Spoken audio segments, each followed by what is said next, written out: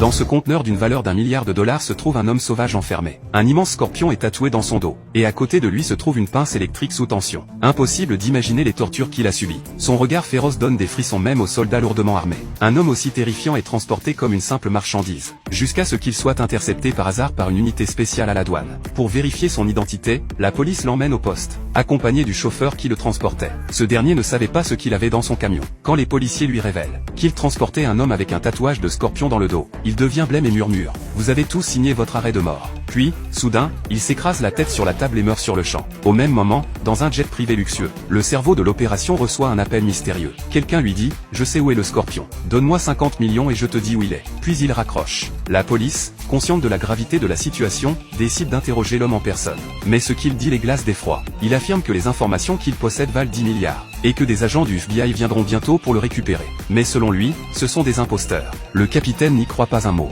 Mais à peine a-t-il quitté la salle d'interrogatoire, qu'un collègue lui annonce que le FBI est arrivé. Le capitaine commence alors à douter. Il interroge les deux agents, puis réalise qu'ils mentent. Quand les deux imposteurs comprennent qu'ils sont démasqués, ils tentent de tuer le capitaine. L'un d'eux sort son arme, mais l'homme la lui arrache d'un coup. Alors qu'il s'apprête à tuer le capitaine, des renforts arrivent juste à temps pour l'en empêcher. Le capitaine comprend maintenant que le scorpion disait la vérité. Mais lorsqu'il retourne dans la salle d'interrogatoire, le scorpion a disparu.